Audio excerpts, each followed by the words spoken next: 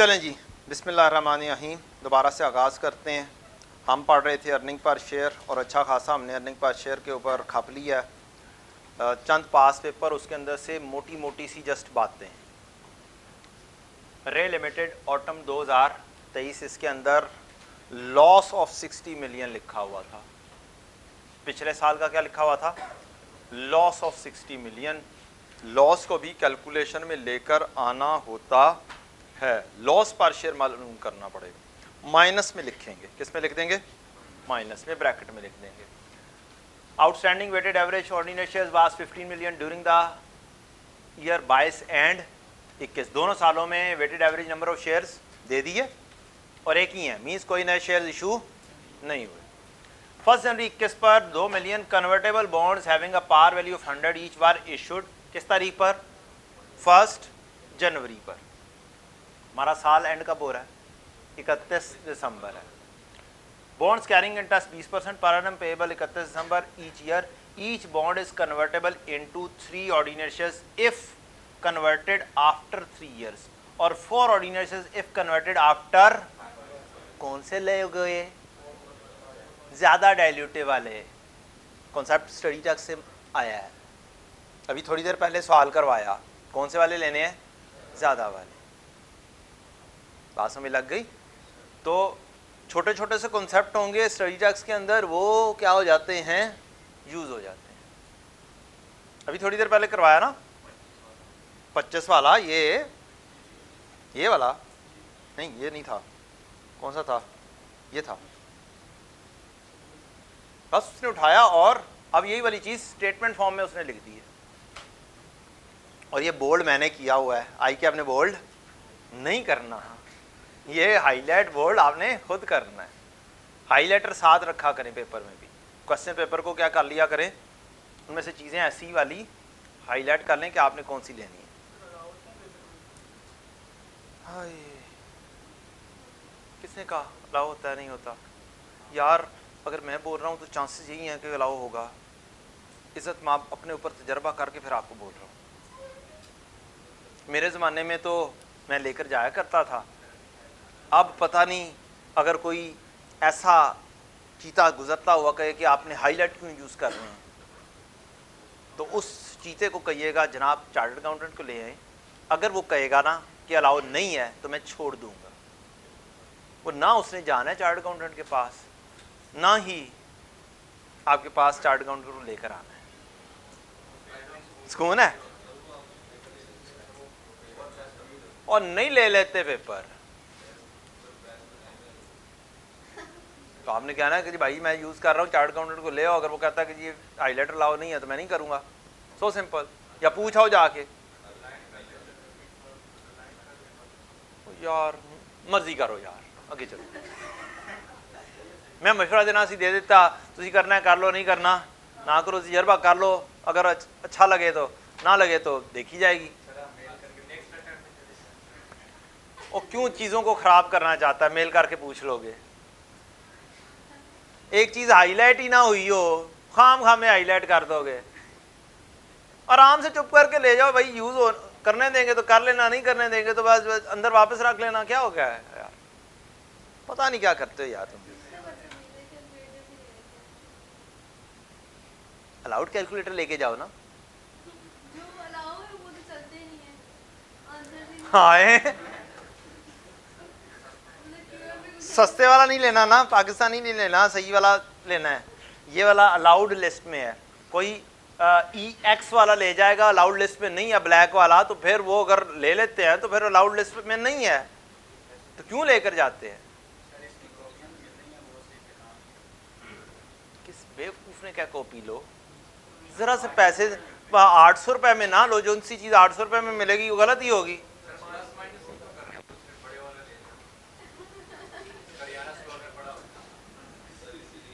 इसीलिए पास नहीं हो रहा, इसलिए एक्सपीरियंस्ड है।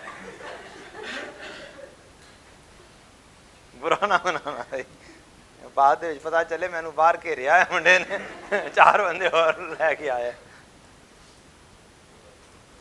अच्छा जी, 4 ऑर्डिनरी शेयर्स में कन्वर्ट करना है On 1st January 12 million shares warrants were issued which can be exercised after 2 years at an exercise price of 21 per share. The average market price of each of RS shares during the 22 and 21,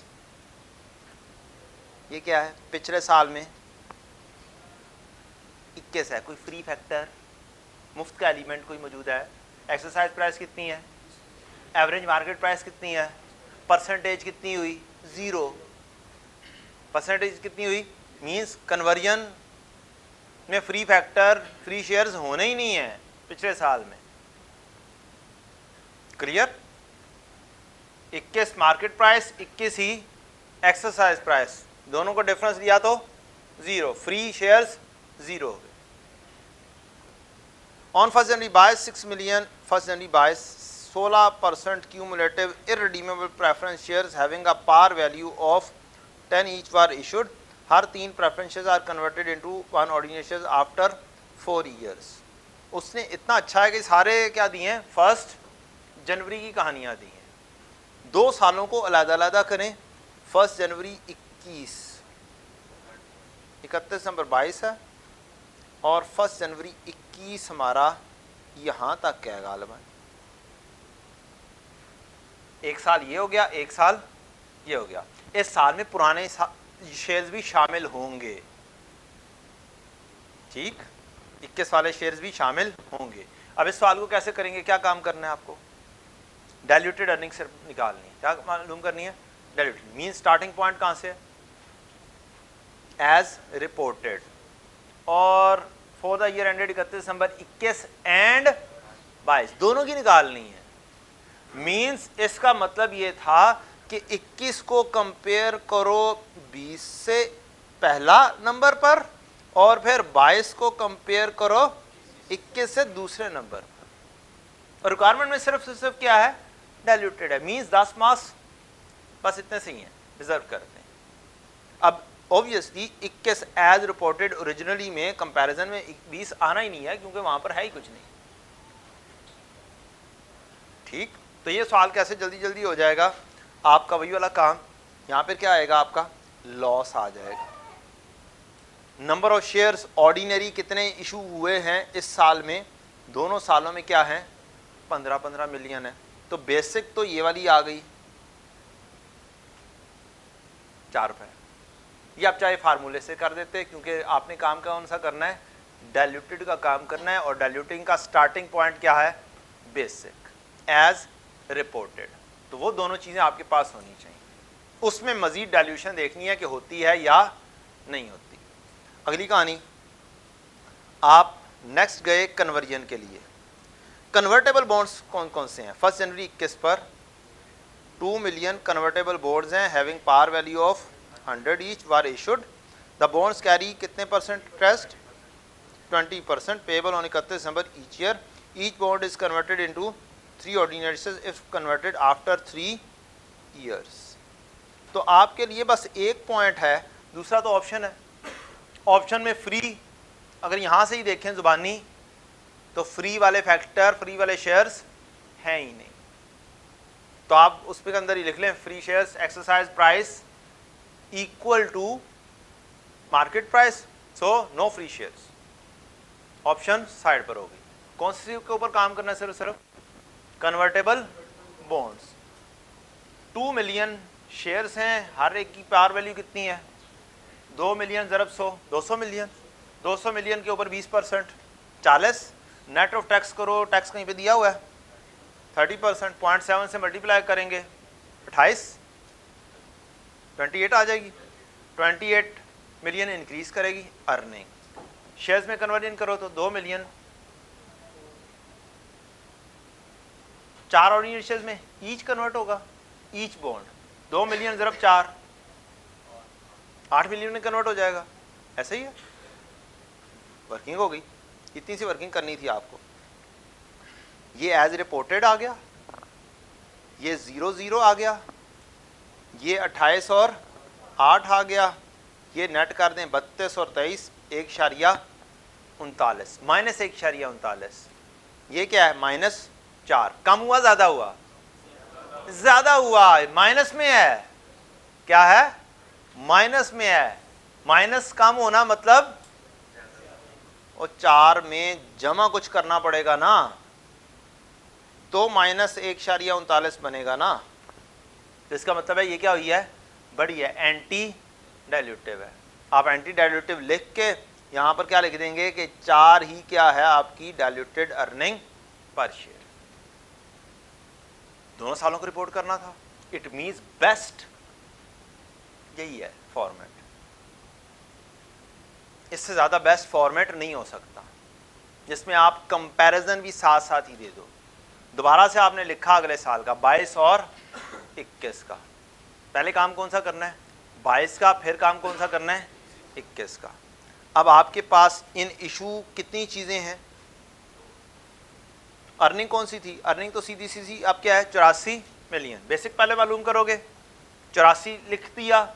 इसमें से क्या preference dividend less होना है irredeemable का, ये कौन सी चीज है, प्रॉफिट या अर्निंग, प्रॉफिट है। तो प्रॉफिट में से यहां पर जो ये किया है इशू, इसका प्रेफरेंस डिविडेंड क्या होना है, लेस होना है। कितना आया 6 मिलियन, ज़रब 6 मिलियन शेयर से पार वैल्यू कितनी है 10, यानी कि 60 का 16%, 9.6 84 में से लेस कर दोगे तो क्या आ जाएगा, earning attributable to ordinary shares. इस 84 में से इरिडीमेबल प्रेफरेंस शेयर्स का डिविडेंड क्या करना है, लेस करना है। ये आपकी आ गई वर्किंग। फॉर्मेट बनाया, अर्निंग लिखी, प्रॉफिट आफ्टर टैक्स, फिर ढूंढा प्रेफरेंस डिविडेंड है इरिडीमेबल का, आपने ढूंढ के वो माइनस किया, इस वैल्यू पर पहुंच गए। पहला स्टेप मुकम्मल। दूसरा step weighted average number of shares, वो उस क्वेश्चन में लिखा हुआ है दोनों सालों में ऑर्डिनरी शेयर्स कितने हैं 15 मिलियन, मींस कोई वर्किंग नहीं है, तो वेटेड एवरेज 15 लिखा, पहला स्टेप मुकम्मल। अर्निंग हो गई, बेसिक अर्निंग आ गई, यह पहला स्टेप किया। Weighted average number of shares 15 दोनों सालों के दिए हुए थे, वो लिखा, अर्निंग पर शेयर आपकी 4.96 आ गई।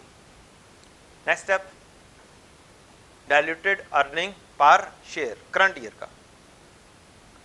डाइल्यूटेड के लिए कौन कौन से कन्वर्टेबल बॉन्ड्स, कन्वर्टेबल चीज़ें कौन कौन सी हैं, कन्वर्टेबल बॉन्ड्स भी हैं जो पिछले साल इशू हुए थे, ऑप्शंस या वारंट्स ये भी पिछले साल इशू हुए थे, ये भी मौजूद हैं, और इरिडीमेबल शेयर्स भी हैं, ये भी कन्वर्टेबल हैं। मींस 3 चीज़ें हो गई। वही वाला सवाल बन गया जो हमने थोड़ी देर पहले किया था।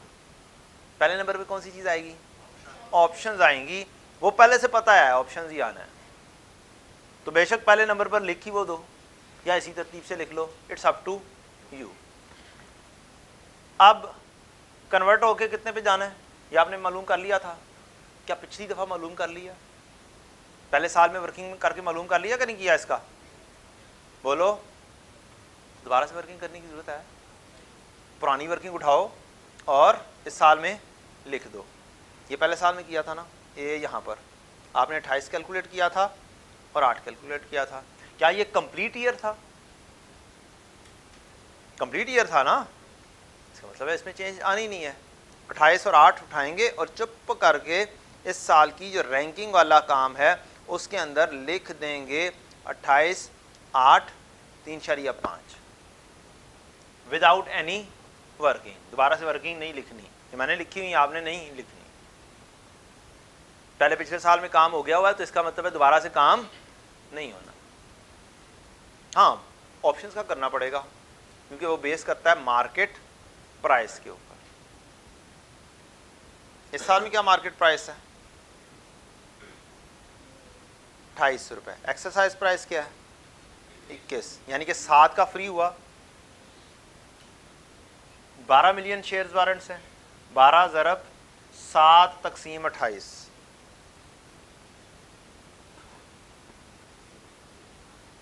तीन ही आया, ये उसकी आ गई वर्किंग। 12 मिलियन शेयर्स ज़रब 28 माइनस 21 तकसीम 28, 3 शेयर्स में इजाफा है और अर्निंग में इजाफा ये नहीं होता, तो इसका तो आंसर 0 ही आना है। आखिरी चीज़ प्रेफरेंस शेयर्स। क्या प्रेफरेंस शेयर्स क्यूमुलेटिव हैं, इरिडीमेबल हैं, मींस नेट ऑफ टैक्स नहीं होना। कितने हैं? 6 मिलियन के। फेस वैल्यू कितनी है? तो 60 हो गए। 60 का 16%। ये भी वर्किंग कर चुके हुए हो, ये भी ऑलरेडी वर्किंग कर चुके हुए हो, यहां पर की थी,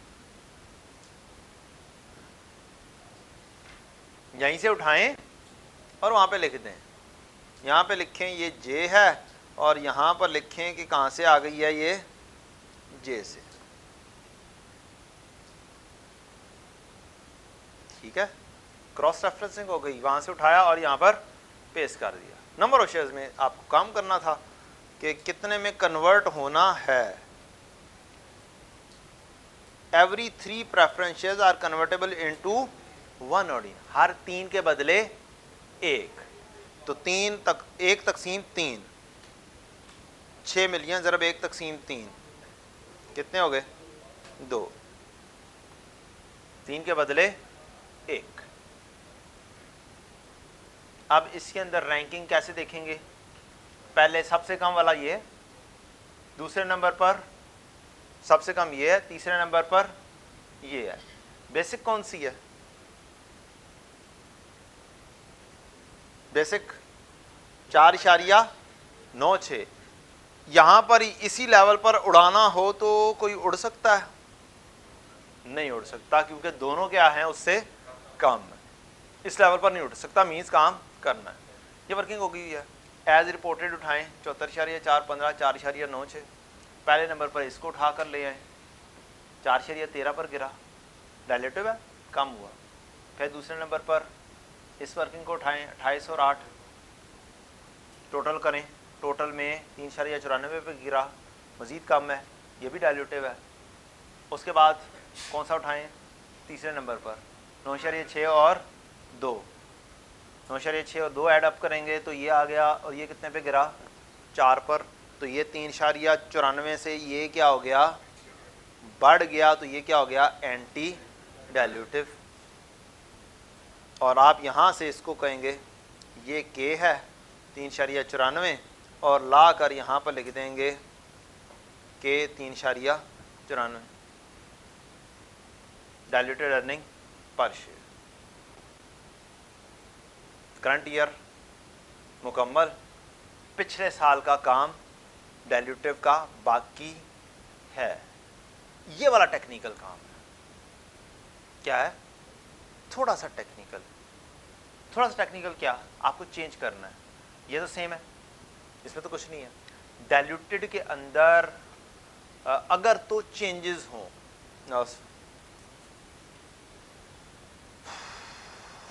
क्या नाम था, हाँ, अगर कोई बेसिक मेरे इशू हुए होते ना, कोई नई चीज़ें इशू हुई होती, यानी कि मेरे वेटेड एवरेज चेंज हो रहे होते। क्या हो रहे होते? जैसे मैंने फ्री फैक्टर उठा के लिखे थे, तब ये थोड़ा सा टेक्निकल हो जाता है। क्या हो जाता है? तब ये थोड़ा सा टेक्निकल हो जाता है। उम्मीद है मैंने वो वाला क्वेश्चन भी लिख रखा होगा। हल्का सा टेक्निकल हो जाता है। रीजन टेक्निकल होने की नहीं, नहीं, नहीं, ये बताएं क्या ये एज इट इज आ गई है? क्या ये भी as it is number of shares आ गए हैं? अगर ये चीज़ यहाँ पर होती 15 ज़रब कोई बोनस इशू हुआ होता से, क्या हुआ होता? से 25% इशू हुआ होता, तो क्या हो जाना था? 1.25। ठीक, तो ये शेयर्स कितने हो जाने थे? क्या ये शेयर्स चेंज हो जाने थे? 18.75। क्या ये चेंज हो जाने थे? बोलें, चेंज हो जाने थे। तो फिर क्या मेरी ये जो वर्किंग थी यही वाली एज रिपोर्टेड चेंज हो गया? इट मींस यही पिछले साल की वर्किंग दोबारा से बनानी थी, आप एज इट इज उठा के, जस्ट ये एज रिपोर्टेड चेंज कर। पिछले साल की वर्किंग यहीं से उठानी थी, देखनी थी, एज इट इज यही बनानी थी, सिर्फ क्या करने थे? ऑर्डिनरी शेयर्स चेंज कर देने थे। अब अगर हम चेक करके देखते हैं ऑर्डिनरी शेयर्स कितने हो गए? अगर ये 18.75 होते तो अर्निंग पर शेयर क्या आती? 3.2। इसके अंदर 18 में 8 ऐड करते और ये तो 32 ही होने हैं। 18 में 8 ऐड करते तो कितना हो जाता? 26.75। 26.75 डिवाइड बाय 332 करें 1 तो ये अब भी क्या है? एंटी डाइल्यूटिव ही है इस क्वेश्चन में। अगले सवाल के अंदर उम्मीद है ये वाली कहानी भी आएगी। एक सवाल के अंदर ये वाली चीज़ आई हुई है। वो सारी चीज़ें इतना टाइम शॉर्ट है हमारे पास के सारी चीज़ें एक्यूमुलेट करना जो है ना और सारे सवाल दिखाना बड़ा मुश्किल काम हो गया। जितने हो सकते हैं 10 मिनट में, मज़ीद 10 मिनट से ज़्यादा अब मैं इस चैप्टर को नहीं दे सकता। बाकी जो चीज़ें रखी हुई हैं, जो पास पेपर आए हुए हैं, जस्ट उनको एक दफ़ा देखेंगे तो जो बातें मैं अभी कर रहा हूँ आपको रिलेट इंशाल्लाह हो जाएंगी। क्या करना है? पुरानी वर्किंग को उठानी है, पिछले साल की वर्किंग को ही उठाना है। एज रिपोर्टेड क्या करनी है? चेंज करनी है। बाकी वर्किंग सेम रख के टोटलिंग चेंज कर कर देख लेना है, वो चेंज हो जाएगा। इस सवाल में नहीं हो रहा, उस सवाल में हुआ है। इस सवाल में छोटी छोटी सी बातें थी। अकेडियन में बेसिक एंड डाइल्यूटेड दोनों मालूम करने थे। एक्सरसाइज प्राइस कितनी थी? 36 ऑप्शन की, और मार्केट प्राइस क्या थी? 30। यहाँ पे क्या है? यहाँ पर भी एक्सरसाइज नहीं होना डाइल्यूटेड के अंदर। मींस पहले साल के अंदर ही जस्ट देख के क्या कर सकते हैं आप? उड़ा सकते हैं। जैसे अभी पिछले साल में भी हुआ है, सेम आ रहा था तो वो क्या हो गया था? 0। इसके अंदर तो वैसे ही नेगेटिव में है। फ्री शेयर तो है ही नहीं, कोई ऑप्शन एक्सरसाइज करेगा ही नहीं। तो यहाँ पर भी वही वाला कॉन्सेप्ट अप्लाई हो रहा है, इसमें भी ऑप्शंस शामिल ही नहीं होने। अनाउंसमेंट डेट और एंटाइटलमेंट डेट की कहानी क्या चीज़ लेनी है? 40% right shares to ordinary shares. 18 पे the entitlement date of the right share was 1 अक्टूबर।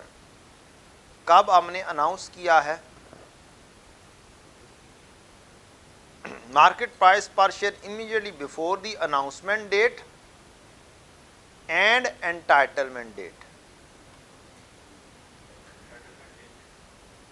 अब इसकी लॉजिक क्या है? राइट इशू जब होते हैं तो पहले अनाउंस करना पड़ता है, भाइयों काइंडली पैसे दे दो, और आपके पास ये तारीख है, इस तारीख तक पैसे दे दो। उस तारीख तक जिस जिसने पैसे दे दिए उसको क्या होंगे? शेयर्स इशू होंगे। तो ये अनाउंसमेंट डेट है। ऑब्वियसली उनको जो एंटाइटलमेंट होनी है वो जब तक वो पैसे दे देंगे वो वाली डेट होगी। तो जब वो पैसे दे देंगे तब जाके शेयर्स इशू हो रहे होंगे। तो एंटाइटलमेंट डेट हमारी रेलेवेंट हो जाएगी कब? राइट इशू के अंदर। बात क्लियर हो गई? बाकी इस क्वेश्चन के अंदर कोई ऐसी चीज़ नहीं है, फॉर्मेट आपका सेम मौजूद है तो आप इसको कर लेंगे। कोई लंबे चौड़ी कहानी नहीं है, सिर्फ फॉर्मेट में, मेरे फॉर्मेट पे जस्ट सवाल सॉल्व करें, आपका सवाल इंशाल्लाह सॉल्व हो जाएगा।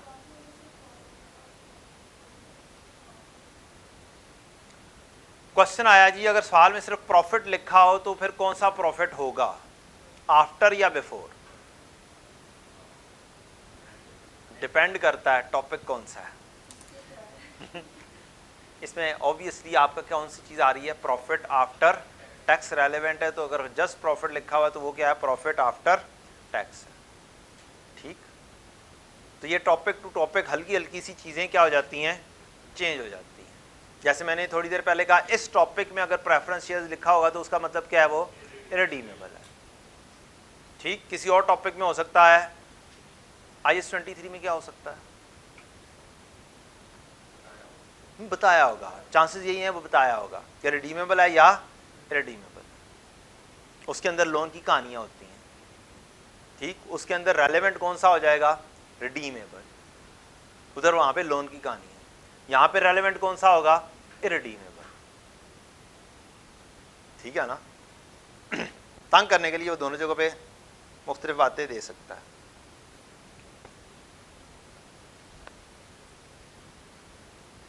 लें जी, वो वाली कहानी आ गई है, इस सवाल में है पीच ट्री में जो मैं आपके साथ बात कर रहा था। अब जस्ट दिखाऊंगा आपको। लास्ट ईयर आपने ये रिपोर्ट किया as originally reported with comparison. Current year में जब आप आए तो आपको ये राइट इशू फैक्टर की वजह से नंबर ऑफ शेयर्स क्या करने पड़े, चेंज करने पड़े। ये आपके नंबर ऑफ शेयर्स क्या हो गए, चेंज हो गए। ठीक, और आपकी अर्निंग पर शेयर बेसिक भी क्या हो गई है, चेंज हो गई। अब weighted average number of shares आपने पिछले साल के 2000, यहाँ पे शायद लिखने में थोड़ी सी गलती हो गई होगी, ये 21 होगा, आई थिंक सो, ये 21 है। ठीक, या आपने वेटेड एवरेज बनाए थे 58.34 जो आपने यहाँ पर लिखे थे।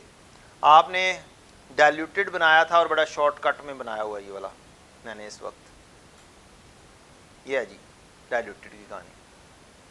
ये एज ओरिजिनली बनाया हुआ है 210, 58.34, 3.6। ये 60 की कहानी आई थी प्रेफरेंस शेयर्स कन्वर्टेड, और ये क्या आ गई 3.06। ये मैंने पहले साल में लिख दी 3.06, इसको उठाया और ये पहले साल में यहाँ पर लिख दिया।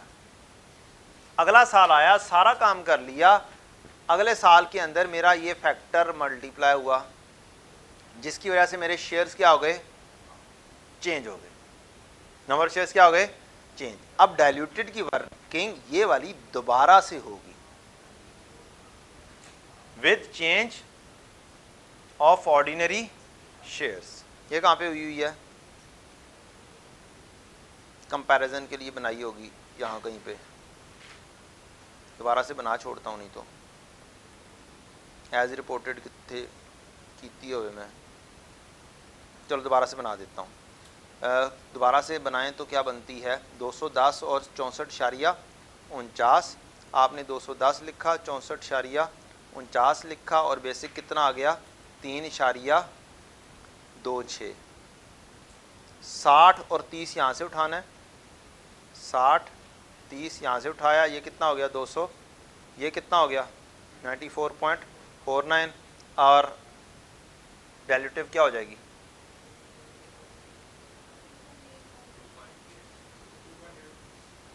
ये उठाएंगे और ये करंट ईयर में लिख देंगे हैं। अच्छा डाइल्यूटेड नहीं कैलकुलेट की हुई मैंने, पूछी नहीं होगी शायद हैं, 2.86 ये आ गई जी डाइल्यूटेड।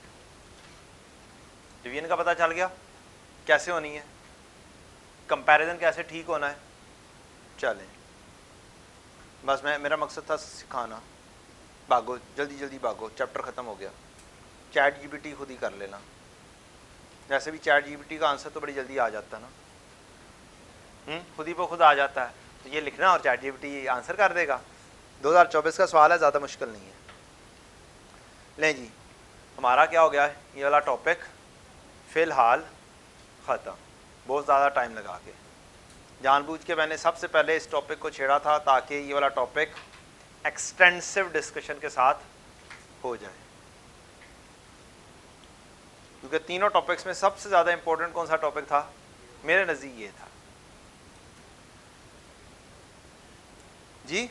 उसके बाद IS 8 करना है, एज यू विश, ये लें IS 8 with earning per share करना है, करना है। एक सवाल, चेंजेस इन इक्विटी भी रिवाइज, IS 8 की कहानी भी आएगी इसमें और साथ क्या आएगी, अर्निंग पर शेयर। तीन चीजें आएंगी इसमें।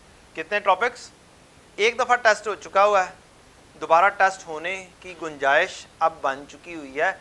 2 अटेम्प्ट से उसने ये वाली कहानी दोबारा से नहीं पूछी ऑटम 22 में भी नहीं पूछी, स्प्रिंग 23 में भी नहीं पूछी, ऑटम 23 में भी नहीं पूछी, स्प्रिंग 24 में भी नहीं पूछी, ऑटम 24 में पूछ सकता है। किस किस को कंबाइन करके? IS 8 को, statement of changes in equity को, और अर्निंग पर मुश्किल बिल्कुल भी नहीं। अगर ऐसा सवाल आ जाएगा आपका कीमती बोनस सवाल होगा। क्या होगा? कीमती बोनस सवाल होगा, पेपर पास करने में अहम किरदार अदा कर सकता है। आएगा तकरीबन इसी तरह से, कितने मार्क्स का? 20 मार्क्स के नजदीक का। 9 8 17 मार्क्स, 9 और 8 17 मार्क्स। इसमें से पहली रिक्वायरमेंट पढ़ें, statement of changes in equity for the year ended 31 December along with column for total is. क्या ये 9 मार्क्स मुफ्त के हैं? क्या ये 9 मार्क्स मुफ्त के हैं? और जब ऐसा सवाल देगा ना तो बहुत ज्यादा कॉम्प्लिकेशंस नहीं कर सकता। ठीक, तो ये मजेदार सवाल है, पेपर पास करने में अहम किरदार अदा करने वाला सवाल है। Basic and diluted earning per share to be disclosed in the statement of profit और loss for the year ended 31 December 21 and 20। Means काम वही करना है, एज रिपोर्टेड 20 का plus as reported 21 with comparative of 20, दोनों काम करने। तभी हमने सीखा सेम वही वाला काम करना है। मार्क्स कितने हो गए? ऑन अदर हैंड जो अभी दूसरे सवाल देखे वो कितने मार्क्स के? 13 13 14 14 मार्क्स के, 15 मार्क्स के सवाल। तो इसका मतलब है यहाँ पर अर्निंग पर शेयर की एक्सटेंसिवनेस क्या होगी? कम होगी। ठीक, सवाल पढ़ते हैं, बड़ा मजेदार सा सवाल है। इसमें इंशाल्लाह उम्मीद है IS 8 भी कहीं ना कहीं पे आ रहा होगा।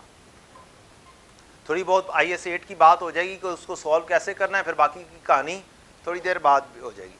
चांद limited was incorporated on 1 January 20। कब इनकॉर्पोरेट हुआ? 2020 को with an authorised share capital 500 million. Authorise की कहानी कहीं पर भी शामिल नहीं होती, it's only a limit, maximum limit. लिहाजा आप ऑथोराइज पढ़ने के बाद ही क्या कर दोगे? काट दोगे, भाई ये मेरे काम का नहीं है, ये शेयर्स भी काम के नहीं है। डिटेल ऑफ शेयर्स इशूड, ये काम के हैं, are as follows. 1 March 20 CL issued 20 million shares at 18 per share. क्या कंपनी नई है? क्या इससे पहले कोई मार्केट वैल्यू एग्जिस्ट करती है? मींस इसमें कोई फ्री श्री की कहानियां नहीं है, ये पहले दिन ही अच्छी कंपनी थी और उसने 10 वाली चीज़ कितने में उठाई? 18 में बेची, पब्लिक को बेची। 1 अक्टूबर 20 को CL issued 15% bonus shares. Market price पर share immediately before the announcement date of bonus was. ये बताएं, क्या बोनस इशू के अंदर कोई मार्केट प्राइस का कोई ताल्लुक वास्ता? बोनस इशू में कोई ताल्लुक वास्ता नहीं है। इसका मतलब है ये सारा क्या है? एक अदद डॉज है। ये क्या है? सिर्फ राइट इशू में है, लेस देन मार्केट वैल्यू। ये लाइन जो मैंने अंडरलाइन की है, ये क्या है? डॉज, इजाफी इंफॉर्मेशन। ठीक है, तो ठीक, तो क्या करें? इग्नोर करें। क्या करें? इग्नोर करें। On 1 September 21 CL issued 40% right share at a premium of 10 वाली चीज कितने में? 22.5 में।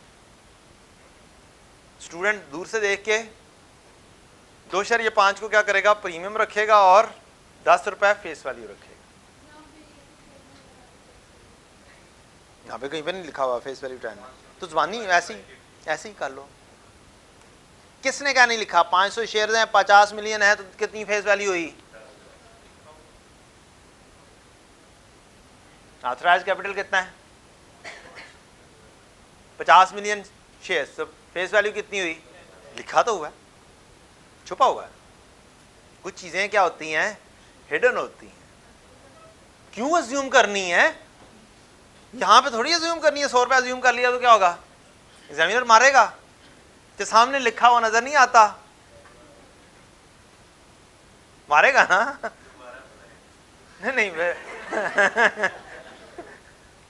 नहीं, इतनी सी छोटी सी बात नहीं दोबारा बुलाता वो, उसके लिए थोड़ी सी ज्यादा ब्लंडर्स करने पड़ते हैं, फिर वो दोबारा बुलाता है। राइट शेयर्स के साथ market price just before the entitlement date was 33 per. अब इस क्वेश्चन में उसने अनाउंसमेंट डेट, एंटाइटलमेंट डेट की कहानी में तंगी नहीं की है। Following information has been extracted from सियाज ड्राफ्ट फाइनेंशियल स्टेटमेंट 2021 का ड्राफ्ट, 2020 का ऑडिटेड। नेट प्रॉफिट है, real surplus arising during the year, ये ड्यूरिंग द ईयर OCI में जाता है। Transfer of incremental depreciation, final cash dividend, final cash dividend 2020 का dividend कहाँ पे प्रेजेंट होगा, 2021 में प्रेजेंट होगा, और इंफॉर्मेशन यहां पर दी गई है, ठीक है, 2021 present. After the preparation of draft financial statement for the year ended 31 December 2021, it was discovered that installation cost of 12 million relating to plant capitalized on 1 August 20 पिछले साल में was wrongly expense out, गलती से क्या हो गया, expense out हो गया, error आ गया। The plant is subsequently measured using cost model and is being depreciated at 20% per annum on reducing balance method। एक एडजस्टमेंट किसकी आ गई, पिछले साल के एरर की। एरर सिर्फ पिछले साल में था और उसका इफेक्ट करंट ईयर में भी पड़ रहा है और पिछले साल में भी पड़ रहा है। यह वाला सवाल शुरू कैसे करेंगे, पेपर पॉइंट ऑफ व्यू से चुप करके क्या करेंगे, statement of changes in equity करेंगे, इस एरर को क्या करेंगे, भूल जाएंगे कि ये एरर एग्जिस्ट भी करता है। इस एरर के 9 में से कितने के मार्क्स होंगे, 3 मैं 3 लगा लो, 2 नहीं लगाने, 3 लगा लो, 4 लगा लो, 9 में से 5 मार्क्स तो आसान छुपे हुए हैं। एरर की डीलिंग को साइड पे रख दें। एक छोटी सी कहानी कल भी बताई थी कि डीलिंग कैसे करेंगे। एरर है पिछले साल का प्रॉफिट, चुप करके कहाँ पे लिखेंगे, इनर साइड पर वर्किंग के अंदर लिख देंगे बस, और जब एरर डील करेंगे तो वहाँ पे एडजस्टमेंट हो जाएगी। तो बिल्कुल पेपर पॉइंट ऑफ व्यू से कैसे करना है, स्टार्टिंग पॉइंट आपका पेपर के हिसाब से ईयर एंड 31 दिसंबर 21 करना है विद कंपैरेटिव 2020। तो आप क्या करेंगे, statement of change in equity का फॉर्मेट बनाएंगे। Statement of change in equity 31 December 21, पहले नंबर पर पेज के एंड पर क्या लिखेंगे, बैलेंस, कौन सी डेट का, 31 दिसंबर 21। पेज के सेंटर में जाएंगे, बैलेंस की लिखेंगे 31 दिसंबर 20, यहाँ पे लगाएंगे लाइन, और फिर यहाँ पे बैलेंस लिखेंगे 1 जनवरी 20। पेज के टॉप पर 4-5 कॉलम बनाएंगे, share capital, share premium, transfer of incremental depreciation, retained earning, revaluation surplus भी एग्जिस्ट करता है, वो एक आधा कॉलम खाली रख लेंगे, जगह खाली रख लेंगे। अगर कोई टूट पड़ता है जो आपको नज़र नहीं आया तो उसके लिए आप कॉलम 1 खाली रखें। डन, कॉलम आपने बना दिए। सबसे पहला काम ओपनिंग, कहाँ से मिलेंगे, है ही नहीं। 1 जनवरी 20 को क्या हुआ, कंपनी बनी, तो ओपनिंग क्या आ गए, सारे के सारे नील। आसान हो गया काम। पहले नंबर पर शेयर इशू और डिविडेंड की कहानी कर दें, सारी कहानी लिख दें। क्या वही कहानी बाद में अर्निंग पर शेयर में डील हो जाएगी? जो हम weighted average number of shares बनाते हैं उसके अंदर टाइम फैक्टर जो बनाते हैं, क्या वो तकरीबन सारे का सारा हमने बना लिया होगा? तकरीबन सारे का सारा बना लिया। ठीक, दिखाऊंगा अभी। पहले नंबर पे क्या हुआ है, 1 मार्च 20 को 20 मिलियन शेयर्स इशू हैं, कितने पर, फेस वैल्यू आपने मालूम कर ली है, वो कितनी है, 10 है। 18 पर इशू है, मीन्स 8 रुपये प्रीमियम, 10 रुपये फेस। 20 को 10 से मल्टीप्लाई किया 200, 20 को 8 से मल्टीप्लाई किया 160, 160। ये आपका आ गया 20 और 60, cash debit, share capital credit, share premium credit. Next काम क्या हुआ? 1 अक्टूबर 20 5% बोनस शेयर्स इशू हुए हैं, 15%, sorry. Are these dividend, bonus as dividend और bonus as not dividend? Are these पूछ रहा हूं, कहां पर हिंट है एज डिविडेंड का? क्योंकि एज डिविडेंड की एंट्री और है, नॉट एज की और है। एज डिविडेंड का इशारा मौजूद होता है, इशारा नहीं है तो इसका मतलब क्या है? ये not as dividend. Not as dividend की एंट्री क्या थी? शेयर प्रीमियम पहले नंबर पर, रिटेन्ड अर्निंग दूसरे नंबर पर और शेयर कैपिटल क्रेडिट होगा। ये क्या है entry? Not as dividend bonus issue. और एज डिविडेंड, एज डिविडेंड क्या है जी? रिटेन्ड अर्निंग ही लेनी है और शेयर कैपिटल को क्रेडिट करना है। ये फर्क है। क्वेश्चन के अंदर नहीं इशारा है तो क्या करेंगे? नॉट एज डिविडेंड कंसिडर करके एंट्री किसके साथ करेंगे? शेयर प्रीमियम को उड़ाओगे। कितने परसेंट है? 15%। शेयर्स थे कितने? यहां से जाके देखोगे 200 थे, 200 का 15%। यहाँ पे 30 यहाँ पे लिखा हुआ है, कहाँ पे लिखना चाहिए? यहाँ पे लिख देना चाहिए। और लिख दो क्या चीज? Not as dividend. जब ये सवाल आया था उस वक्त ये वाली कहानियां नहीं थी, नॉट एज डिविडेंड और एज डिविडेंड वाली कहानियां उस वक्त नहीं थी। बात समझ लग गई? ये बुक चेंज कब हुई है? 2023 में जाके। ICAP ने जो बुक लॉन्च की है उससे पहले कहानियां कुछ और थी इस मामले में, बाद में कहानियां कुछ और हो गई। तो ये वाली कहानियां अब की कहानियां बता रहा हूं आपको, अब वाले नॉलेज के मुताबिक बता रहा हूं। तो तब वाले नॉलेज को छोड़ दो, अब वाले नॉलेज को सोचो क्या करोगे? नॉट एज डिविडेंड, क्योंकि डिविडेंड का इशारा नहीं, और बाकायदा तौर पे लिख दोगे not as dividend. Done? Share premium debit और share capital credit. Share premium खत्म नहीं हुआ, लिहाजा यहीं पे जम हो जाएगा। नेक्स्ट एंट्री बोनस इशू के बाद 1 सितंबर 21 को, हमारा साल तो खत्म हो गया, यहाँ पे खत्म हो गया ना, शेयर्स के हिसाब से सवाल खत्म हो गया। और सब्र तो करना, फाइनल डिविडेंड कहाँ पे आना है? 2021 में जाके आना है। इंटरिम डिविडेंड दे रहे हैं, इंटरिम डिविडेंड 20 का कहीं पे नजर आया नहीं है, नहीं है ना? इसका मतलब है शेयर कैपिटल की कहानी खत्म। प्रॉफिट कहीं पे दिए हुए हैं, प्रॉफिट कहीं पे दिया है, नेट प्रॉफिट दिया हुआ है 48 और 66। आपका पहला काम जो मैंने बताया था कि आप 2-3 लाइंस पे ऊपर क्या क्या लिख दोगे?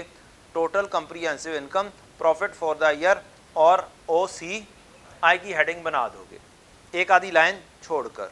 Total comprehensive income, profit for the year, other comprehensive income, दोनों सालों के मुफ्त के मार्क्स तो अचीव करेंगे। यहां पर हमने लिखना था प्रॉफिट। पिछले साल का प्रॉफिट कितना है? 48। इस साल का प्रॉफिट 66। कहां पे जाके लिखोगे? IS8 मौजूद है, 48 यहां पर, 66 यहां पर लिखा गया।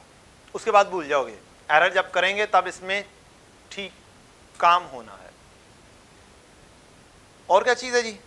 Revaluation surplus arise during the year, OCI पिछले साल में क्या है? 20। चुप करके इसको भी यहीं पर ही लिख दोगे, इस जगह पर 20। जब डील कर लेंगे तब इसे एंड पर ले आएंगे इधर बाद में, ठीक है? 20 यहां पर लिख दिया, 48 यहां पे लिख दिया। और अराइज इस साल में तो कोई नहीं हुआ, इस साल में क्या चीज़ है, इंक्रीमेंटल डेप्रिसिएशन, मुफ्त के मार्क्स हैं, ट्रांसफ़र कर दें करंट ईयर में। 4 surplus debit, surplus debit retained earning credit, ये सरप्लस का कॉलम है, ये रिटेन्ड अर्निंग का कॉलम।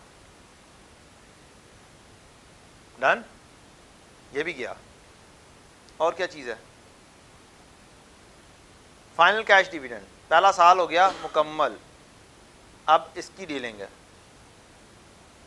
ये टोटल लगाए, ये 160 की बजाय क्या हो जाएगा 130। अब आ जाएं यहाँ पर, एक दो बातें हैं, कौन कौन सी।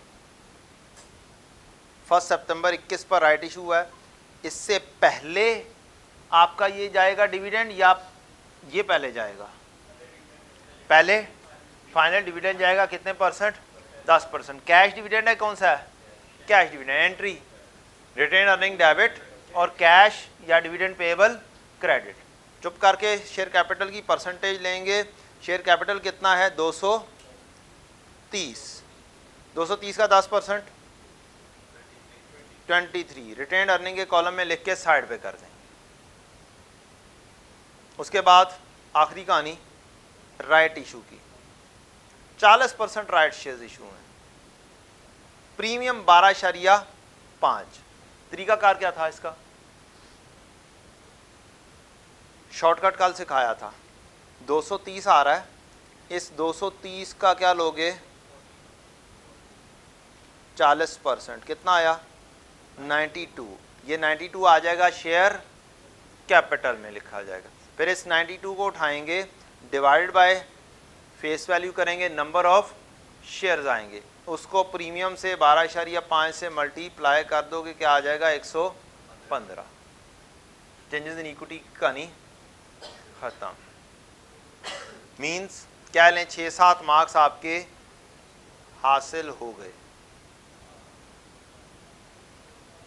आखिरी कहानी किस चीज़ की है, IAS 8 की। अब बात करते हैं IAS 8 को डील कैसे करना है तमाम जगहों पर। जैसा मर्जी सवाल हो, एक ही तरीका कार है डील करने का। क्या करना है आपने, आपने करेक्शन ऑफ एंट्री बनानी है। अगर वो चीज़ जो गलत हुई है उस साल में जाकर ठीक करें तो दोबारा से क्या करना है, रेक्टिफाइंग एंट्री बनानी है। अगर आप एरर को उस साल में, जिस साल में एरर है उसमें जाकर ठीक करें तो क्या होगी। एरर क्या हुआ है सोचकर बताएं। Installation cost of 12 million relating to plant capitalise on 1 August 20 क्या हो गया, एक्सपेंस। एक्सपेंस में गलत गया पिछले साल में, उसको ठीक करने के लिए क्या करना पड़ेगा, एक्सपेंस को रिवर्स करना पड़ेगा। मींस एक्सपेंस को क्या कर दूं, क्रेडिट कर दूं, और प्लांट को क्या कर दूं, डेबिट कर दूं। पहली कहानी हो गई। पहली एंट्री क्या बन गई आपकी, पिछले साल की, PPE डेबिट एक्सपेंस क्रेडिट। आपने ये वाली एंट्री बनाई, पहली rectifying entry, PPE debit expense credit. Done. अब ये PPE डेबिट होना था 1 अगस्त 20 को, 1 अगस्त ही है ना, 1 अगस्त 20 को। अगर ये 1 अगस्त 20 को डेबिट होता तो डेप्रिसिएशन कितनी होती, कितने परसेंट पर, 20%। कितनी हुई, 12 दूना 24, 2.4 ज़रब कितने महीने, अगस्त, सितंबर, अक्टूबर, नवंबर, दिसंबर, 5/12। मींस एंट्री पास करते डेप्रिसिएशन डेबिट और PPE क्रेडिट करना है, एक्यूमुलेटेड डेप्रिसिएशन यहाँ पे नहीं करनी। करेक्शन ऑफ एरर में क्या करनी है, नेट एंट्री पास करनी। बात क्लियर हुई। करेक्शन ऑफ एरर में एक्यूमुलेटेड डेप्रिसिएशन की बजाय क्या यूज करेंगे, PPE ही क्रेडिट करेंगे।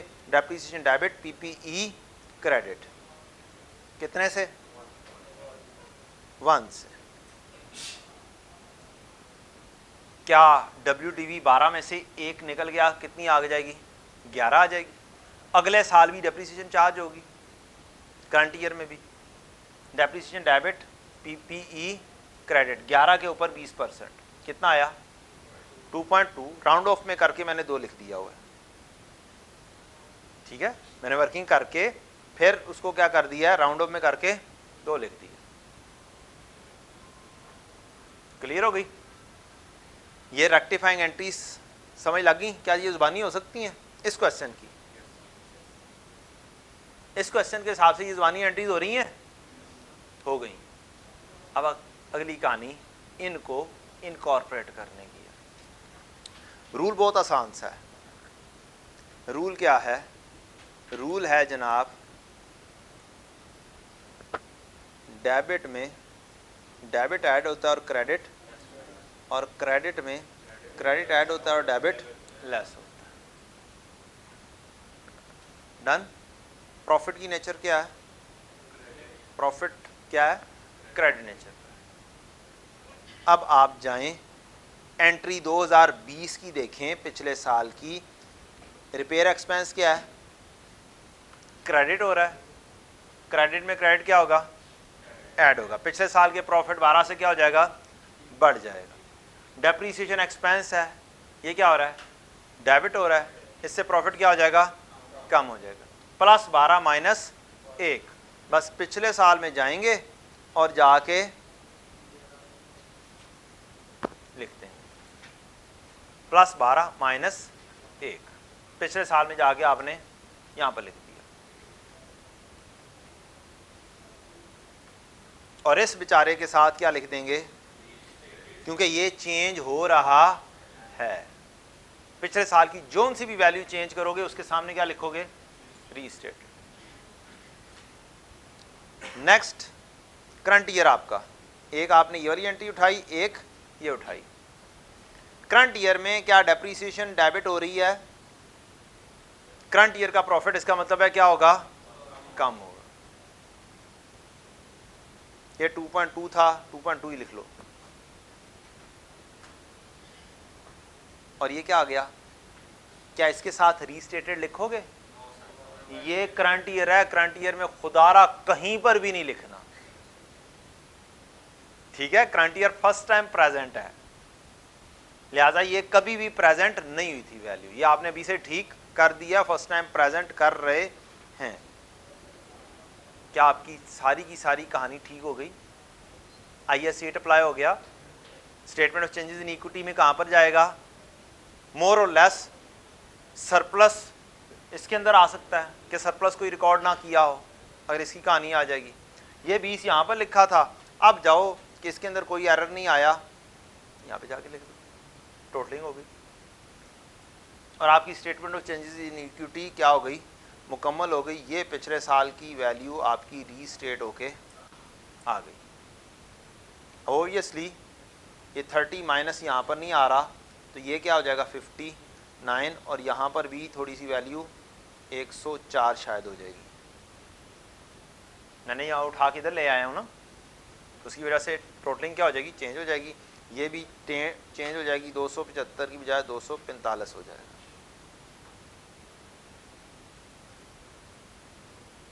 डन।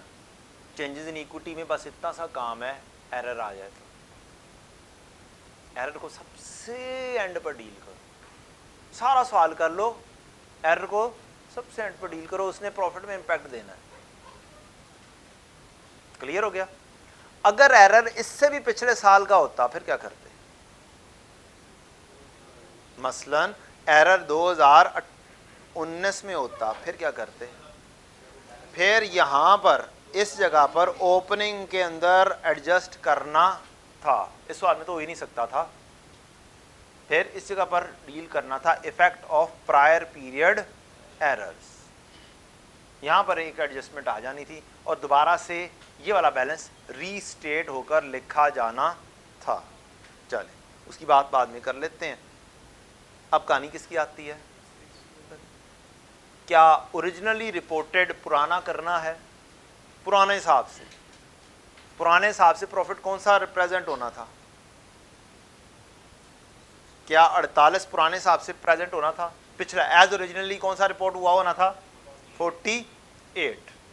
आपने ये बनाया कि पुराने हिसाब से कितने गया?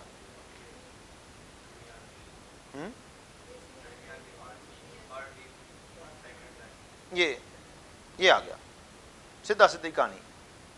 48 उठाया यहां से, और नंबर ऑफ शेयर्स कहां से उठाने हैं?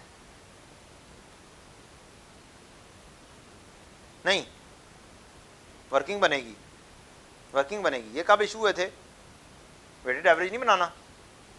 ये 20 मिलियन कब इशू हुए थे? 1 मार्च को। कब हुए थे? 1 मार्च को। और बोनस कब इशू हुआ था? 1 अक्टूबर। तो वेटेड एवरेज बनाओगे इसके, यहाँ कहीं पे वेटेड एवरेज बनाई होगी मैंने, ये बनी हुई है। नंबर ऑफ शेयर्स 20 इशू हुए और 3 बोनस इशू हुआ, कितने हो गए? 23। वो ऊपर से ही देख के डेट्स लिखी, टाइम फैक्टर बनाया 2/12, 1 जनवरी 20 बैलेंस लिखना है। 0 था यहाँ पे, क्यों लिखा हुआ मैंने? ये 2021 का होगा यार, क्या नहीं? जगह थोड़ी सी आगे पीछे, अच्छा सॉरी, ये 2 महीने का तो फैक्टर 0 के साथ मल्टीप्लाई होके 0 ही आ गया ना।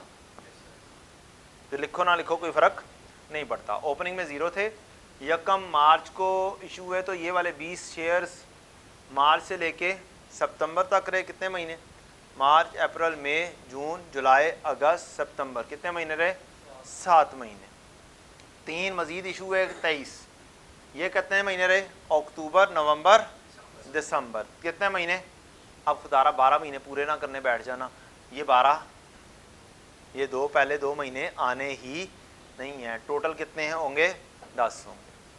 ठीक है, अगर ये ऊपर वाला फैक्टर नहीं लिखा तो ये आपके नंबर ऑफ शेयर्स बनेंगे 19.17, और ये आपने वर्किंग करके ये बेसिक एज ओरिजिनली रिपोर्टेड 2.50 लिख दिया। अब लाजमी नहीं था कि मैं इसके अंदर पूरा फॉर्मेट भरता, तो वही वाला फॉर्मेट को शॉर्ट फॉर्म में यहाँ पे कर दिया। ये बेटा एज ओरिजिनली रिपोर्टेड है। अब आएगी 2021 की कहानी, इसके अंदर रीस्टेट करेंगे, इसके अंदर चेंज करोगे। क्या प्रेजेंट किया था? किधर गया? ये 48। अब इस साल में कितना हो गया हुआ है? पिछला साल। अब रीस्टेटेड ये 59 कंपैरेटिव में आएगा। पिछले साल में क्या आया?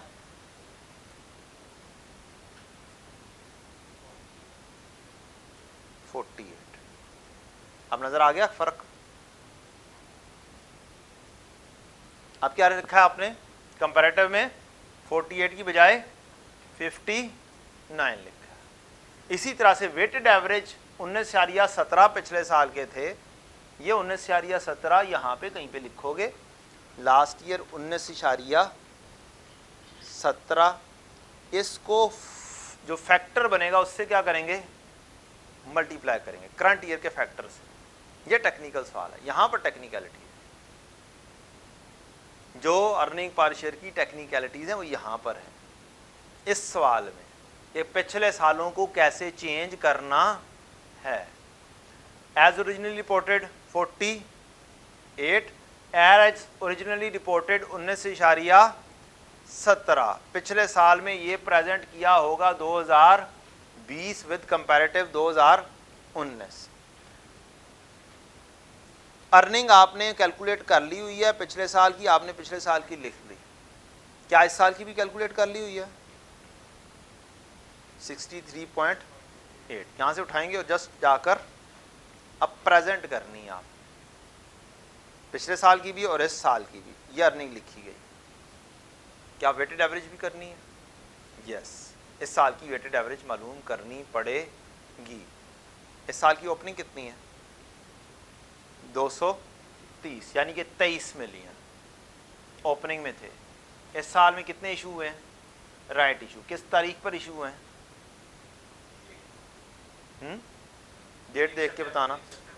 1 सितंबर। कितने number of shares? 92 divide by 10, 9.2। बस इतनी सी कहानी थी।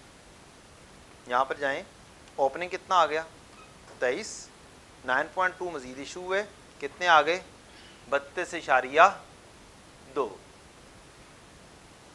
क्या मालूम करें, टाइम फैक्टर लें, राइट इशू का वही वाला काम बनाएं जो बिफोर और आफ्टर वाला था। बिफोर 23 से नए 9.2 हुए, टोटल कितने थे 32.2। प्राइस क्या क्या थी सवाल में देखें, प्राइस किधर गई, मार्केट प्राइस बिफोर कितनी थी 33, और आपने कितने में इशू किया है 10 जमा 12.5 यानी कि 22.5 में इशू किया। थोड़ा सा स्पीडी काम हो गया, 33 थी 22.5, टोटल वैल्यूज कितनी होगी उसी before new after 759 207, total 966 divide by 32.2 30 पर शेयर। आपका फैक्टर क्या आ जाएगा 33/30। जब इशू है उससे पिछले लेवल पर अप्लाई करेंगे और यही वाला फैक्टर उठाएंगे और पिछले साल पे जाकर लगाएंगे 33/30। चेक करें क्या 21.87 बनता है 087 जी, 19.17 जो पिछली साल में रिपोर्ट किया था, जब 33/30 क्या आ गया आपका 21.087, और फिर अर्निंग पर शेयर अब आपकी निकल आएगी करंट ईयर की, करंट ईयर से निकाल ला के लिख लें लास्ट ईयर की, ये आ गई। घर में बैठ के इस सवाल को लाजमी तौर पे क्या करना है, रिपीट करना है लाजमी तौर पर। 2 सवाल हैं, कितने सवाल हैं इस तरह के 2 सवाल हैं, एक चांद के नाम से ये जो आपके R1 में आया था, और एक और सवाल है होना चाहिए यहाँ पे डैफोडिल्स है, यस डैफोडिल्स है, बुक के अंदर मौजूद है, बुक में मौजूद है। हाँ बेटा अटेम्प्ट देख के बताएंगे। FAR2 का सवाल है डैफोडिल्स के नाम से, पेज नंबर भी बता दें 11-31, ये मेरी बुक का है डैफोडिल्स। कोशिश करूंगा मैं शेयर कर दूंगा, याद करवा दीजिएगा, ठीक है, पूरा सवाल वो भी विद सॉल्यूशन शेयर कर दूंगा। तो ये 2 सवाल लाजमी तौर पे करने हैं, ये IS 8 combined with changes in equity combined with IS 33 हैं, 2 सवाल हैं बस, दोनों लाजमी तौर पे करने हैं। एक चांद डिस्कशन में आ गया, डैफोडिल्स बुक से देख के कर ले, देख के नहीं करना, जुबानी करना। 25 मार्क्स का है, नहीं आए 20 मार्क्स से ऊपर नहीं आता आपको। अच्छा 3 रिक्वायरमेंट्स हैं, चलें ठीक। उफ थक गए हैं, मजीद ब्रेक होनी चाहिए ना, बोर हो रहे हैं, मैं थक गया यार बोल बोल के, दिल कर रहा बैठ के पढ़ाना शुरू कर दूं। कोई शायर बना, शायर एक बच्चा बैठा है यार, कोई शेर ही सुना दे यार, कोई और चीज़ बंदा बोलता है ना कि यार लतीफ़ा सुना दे, वो अच्छी बात नहीं होती, शायरी के तो फिर शायर जो है ना ज़रा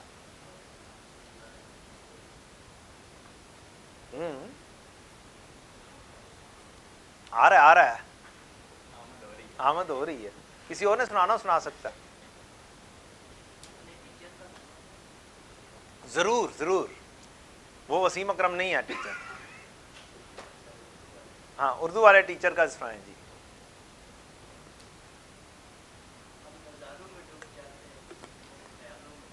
वाह जी वाह, हम नज़ारों में डूब जाते, वो ख्यालों में डूब जाते हैं।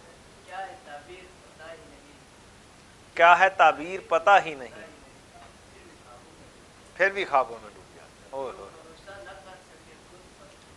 जो भरोसा ना कर सके खुद पर, वो सहारों में डूब जाते हैं। क्या बात है। सीए वाले किताबों में डूब जाते हैं,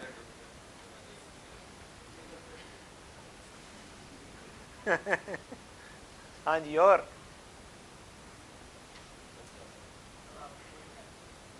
नहीं नहीं, मैं मेरे ज़माने में चलते थे। और नहीं यार, मुझे नहीं बात, बच्चों से आई कैब के ऊपर मीम्स तो पता नहीं किस किस के ऊपर चलते।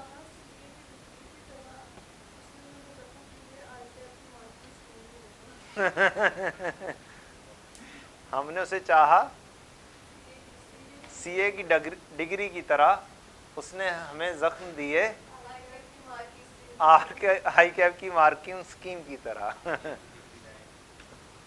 चलो यार, तू डिग्री दे, सर्टिफिकेशन दे, गुजारा कर भाई, सर्टिफिकेशन ही मिलनी है। डिग्री से ज़्यादा वैल्यू है सर्टिफिकेशन, साथ इसी बात ही है, अगर हो जाए तो, अगर आप कंसिस्टेंट रहें तो। ओ ऐ नहीं पूछते होंगे मुंडिया किन्ने साल लगे, बस हो गया यार, मर खप के हो गया यार, बस हो गया। हाँ, मर खप के हो गया, बस हो गया यार, क्यों पूछना है। हाँ तो फिर क्या कर सकते हैं।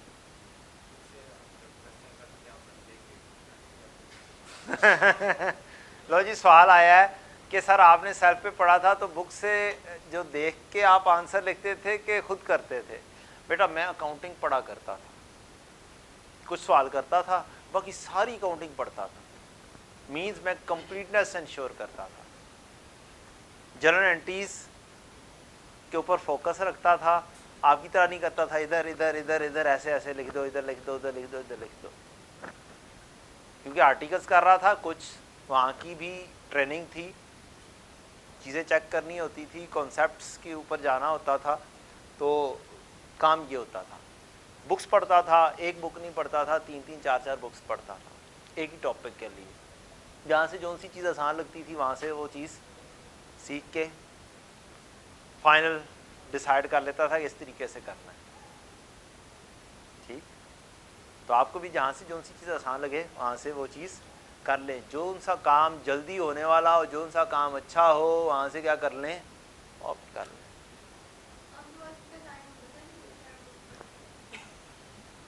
नहीं, तो इसीलिए तो कंप्लीटनेस के लिए मैं अकाउंटिंग करता नहीं था, क्या करता था, पढ़ता था, टाइम कम होने की वजह से।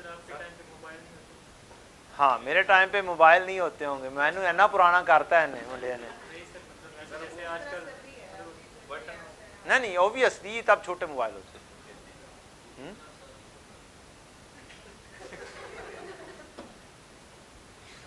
सांप वाली गेम होती थी, एक ही गेम पूरे मोबाइल के अंदर, जितनी मर्जी खेल लो, थोड़ी देर बाद उसने ख़त्म हो जाना है, सांप मर जाना है। यहाँ पे पबजी नहीं ख़त्म होती, पता नहीं 4-4 घंटे शायद मेरा ख्याल है पबजी लगी रहती है, एक ही रील्स ही ख़त्म नहीं होती। एक रील शुरू हो, बंदा सोचता है कि यार रिलैक्स हो ले, और फिर वो रिलैक्स होते होते पता चलता ओ मैंने तो पढ़ना था, हो अच्छा अब कल पढ़ूंगा। हैं, अब सोने का टाइम हो गया, अब सो जाए, अच्छा अब पढ़ने का टाइम हो गया, चलें जी कल पढ़ेंगे, नहीं आज पढ़ना है जी। लें जी, ये आपकी आ गई समरी, क्या आ गई, IAS 8 की summary with respect to extracts, with respect to notes. Policy change हो तो ये करंट ईयर पर भी इम्पैक्ट देती है, पिछले साल पर भी देती है, और स्टेटमेंट ऑफ फाइनेंशियल पोजीशन हो तो उससे पिछले साल पर भी देती है। क्या हो गया,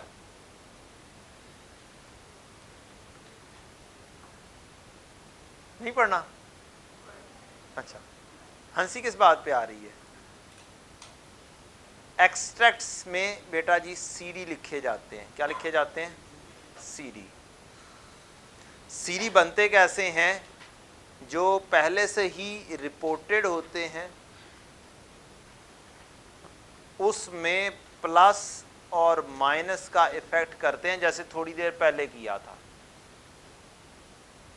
मींस पुराने सीडी के वो अप और डाउन करते हैं यूजिंग द रूल। डेबिट में डेबिट ऐड और क्रेडिट लेस, और क्रेडिट में क्रेडिट ऐड और डेबिट लेस कर। Notes to the financial statements में जो चीज प्रेजेंट होती है वो सिर्फ और सिर्फ इफेक्ट प्रेजेंट होता है, प्लस और माइनस, अप और डाउन, जो चेंज आया है। ठीक। करंट ईयर, लास्ट ईयर और second last year. Balance sheet जो प्रेजेंट करनी है एक्सट्रैक्ट के हिसाब से, बैलेंस शीट जो प्रेजेंट करनी है वो 3 साल की प्रेजेंट करनी है एक्सट्रैक्ट। और जो चेंज इन पॉलिसी में स्टेटमेंट ऑफ कॉम्प्रिहेंसिव इनकम के एक्सट्रैक्ट्स करने हैं वो करंट ईयर और लास्ट ईयर करने हैं, वो 3 साल नहीं होने, वो 2 साल होने। एक्सट्रैक्ट्स में कोई चेंज नहीं है, चाहे एरर हो चाहे पॉलिसी चेंज हो, दोनों का तरीकाकार एक ही है। किसके हिसाब से? एक्सट्रैक्ट के हिसाब से। नो चेंज मींस एक्सट्रैक्ट्स यहां पर भी है, एरर में भी वही है और यहां पर भी वही है। नोट में फर्क है थोड़ा सा। क्या है? नोट में फर्क है। नोट में क्या फर्क है? नोट में अगर हम देखें यहां पर करंट ईयर में कुछ भी नहीं इफेक्ट लिखा हुआ, जबकि नोट में पॉलिसी चेंज में इफेक्ट लिखे हुए। रीजन, करंट ईयर में एरर नहीं रहता है जब वो सही हो जाए, तो इस वजह से करंट ईयर का इफेक्ट नहीं दिया जाता है। किसके अंदर? नोट्स। सिर्फ प्रायर ईयर्स एरर। तो करंट ईयर नहीं देना, लास्ट ईयर और सेकंड लास्ट ईयर आएगा स्टेटमेंट ऑफ फाइनेंशियल पोजीशन में, और सिर्फ एक लास्ट ईयर आएगा किसके अंदर? स्टेटमेंट ऑफ कॉम्प्रिहेंसिव इनकम के नोट में। ये पूरे उसकी समरी है जो बच्चों के दिमागों में फिरती है कि कौन सा साल करना है, कौन सा साल नहीं करना। एक्सट्रैक्ट्स फुल फ्लैज होंगे। एक्सट्रैक्ट्स में कोई चीज़ नहीं होती, एक्सट्रैक्ट्स में सीडी लिखे जाते हैं। क्या लिखे जाते हैं? चाहे एरर हो या ना हो, सीडी हमेशा एग्जिस्ट करता है।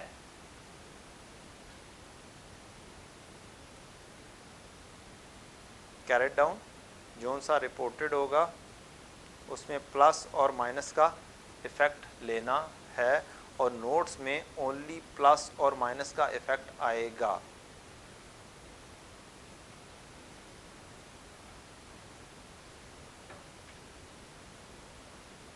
क्लियर?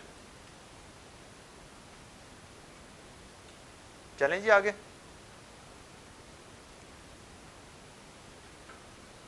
आइए सेट के सवाल को सॉल्व कैसे करना है जी। पहले नंबर पर आपको रेक्टिफाइंग जर्नल एंट्रीज बनानी है, कंसिडरिंग के ये वाला करेक्शन उस साल में हो जाए, जैसा भी किया हमने थोड़ी देर पहले। दूसरे नंबर पर आपने लॉजिक अप्लाई करनी है और करेक्ट करना है। स्टेटमेंट ऑफ फाइनेंशियल पोजीशन में इम्पोर्टेंट चीज़ है, इसमें क्या इम्पैक्ट आएगा? क्यूमुलेटिव इम्पैक्ट आएगा। मींस पिछले साल का इम्पैक्ट भी करंट ईयर में भी आएगा। नेचर ऑफ ऐड डेबिट, तो डेबिट में डेबिट ऐड होगा और क्रेडिट लेस होगा। नेचर ऑफ ऐड अगर क्रेडिट हो तो क्रेडिट में क्रेडिट ऐड होगा और डेबिट लेस होगा। और ये सारी चीज़ों की नेचर लिख दी हुई है आपके लिए, तो आपको ज़बानी याद है, दोबारा से करने की ज़रूरत नहीं है। मेन वर्किंग हमारी यही करेक्शन ऑफ एंट्रीज की होगी। एक आधा सवाल देखते हैं, सवाल के अंदर पता चलेगा। ये वाला सवाल किया होगा आप लोगों ने,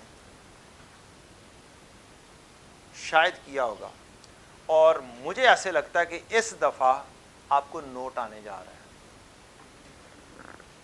करेक्शन ऑफ एरर का नोट आने जा रहा है, मुझे ऐसे लगता है, पता नहीं क्यों। क्या आने जा रहा है? नोट। पिछली 2 3 4 अटेम्प्ट्स में नोट नहीं पूछा उसने, नहीं ना पूछा। क्या पूछता रहा है? इसी तरह से एंट्रीज वगैरह पूछता रहा है, चेंज इन इक्विटी के अंदर जम कर दिया, इस तरीके से पूछता है। तो जब तक नोट नहीं आ जाता तब तक नोट एक क्या होगा? इंपॉर्टेंट एरिया होगा, और वो आ सकता है, आराम से आ सकता है, और बड़े सुकून से 8 मार्क्स का आ सकता है। 8 मार्क्स ही है ना, इस टॉपिक के कितने मार्क्स हैं? 8 मार्क्स हैं। प्रायर ईयर एरर के 8 मार्क्स हैं, वो इसीलिए जम कर देता है दूसरे टॉपिक में खुद ब खुद, वो 15 मार्क्स का सवाल नजर आता है, जिसमें से statement of change in equity 10 marks की, 5 मार्क्स का एरर, ये 4 मार्क्स का एरर। ले जी, इस सवाल को ज़रा सा डिटेल में डिस्कस करते हैं। ये 5 और 3 8 मार्क्स का आया था FAR2 में। इस वक्त आपकी स्टडी टैक्स की एग्जाम्पल आई है। क्या है? स्टडी टैक्स की एग्जाम्पल भी आई। नंबर कौन सा है ये मुझे याद नहीं है, वो बच्चा देख के बता सकता है स्टडी टैक्स की कौन सी एग्जाम्पल है। हाँ, एग्जाम्पल नंबर 12 है, जाहिदी के नाम से। ठीक है, वैसे ऑटम 21 में क्वेश्चन में आया था, आपका मॉडल पेपर में यही क्वेश्चन है।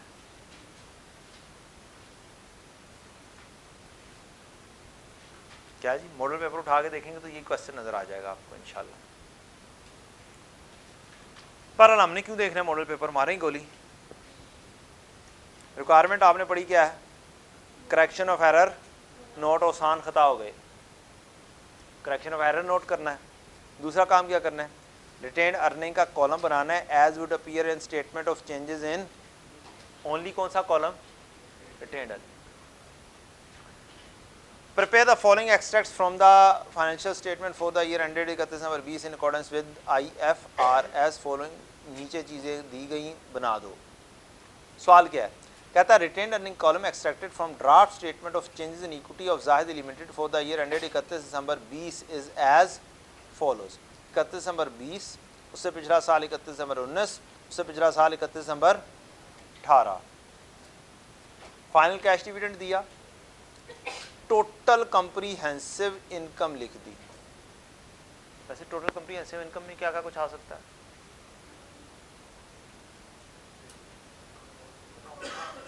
जनाब इज्जत माब, रिटेन अर्निंग के कॉलम में प्रॉफिट आफ्टर टैक्स ही आना है। सिर्फ क्या आना है? रिटेन अर्निंग के कॉलम में सिर्फ क्या आना है? बाकी रिवैल्यूएशन सरप्लस के कॉलम में जरूर आ सकता है, अगर एक ही लाइन में दिया जाए OCI का फैक्टर। ठीक, हमारा साल कौन सा है जी? 31 दिसंबर 20, ये हमारा करंट ईयर है। कहता है ऑन 1 जनवरी 18 मींस इस साल से पिछले साल, इस साल से पिछले साल 2018 में। अभी कौन कौन सा साल है मेरे पास? 2020 शो हो रहा है, 2019 शो हो रहा है। कहता है 2018 में गलती हुई है कोई। कहता है ZL has acquired a building at a cost of 200 million and had rented it out on the same day for 3 years. 3 साल के लिए किस पे दे दिया? रेंट पर दे दिया। On 31 December 20 tenant vacated the building and decided to transfer its head office to such building, और इस बिल्डिंग के अंदर शिफ्ट हो गया। Finance manager was considering reporting implication of change in use of building. He came to know that the building has erroneously been reported as PPE. क्या rent पे दी हुई थी? क्या चीज़ थी? इन्वेस्टमेंट प्रॉपर्टी थी। अब PPE हमने लिख दी थी गलती से। इसको क्या करना है? ठीक करेंगे।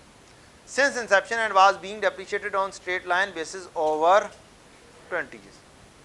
Fair value of the building has increased by 10 in each year since acquisition. हम फॉलो करते हैं cost model for property plant and equipment और fair value model for investment property. सबसे पहले क्या बनाएंगे? फॉर्मेट बना सकते हैं, अगर बनाना चाहें तो आप लिखेंगे, हेडिंग देंगे ज़ायदी लिमिटेड, फिर लिखेंगे notes to the financial statement, फिर लिखेंगे करेक्शन ऑफ एरर नोट, फिर अंग्रेज़ी में लिख देंगे कि 2018 में गलती हो गई थी, किसमें?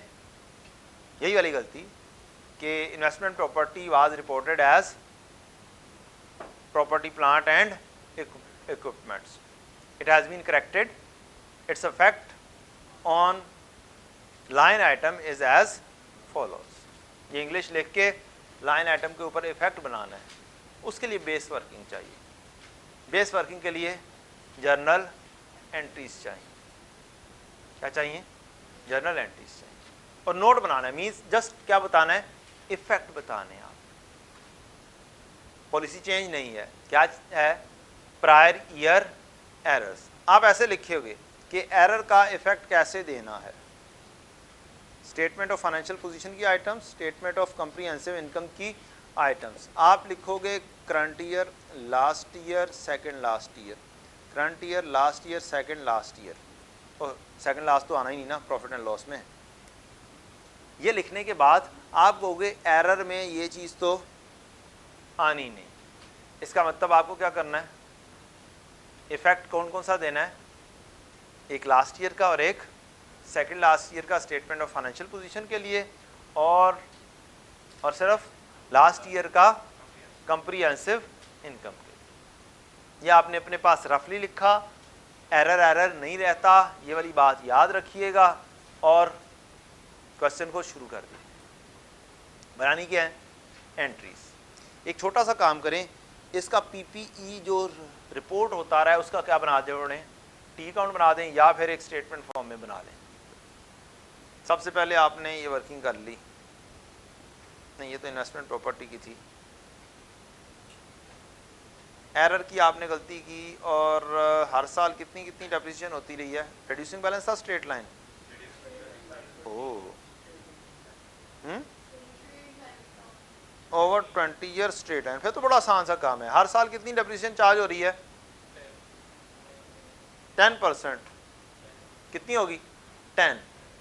अच्छा, 2018 की गलती 2018 में ठीक करोगे तो क्या एंट्री पास करनी पड़ेगी?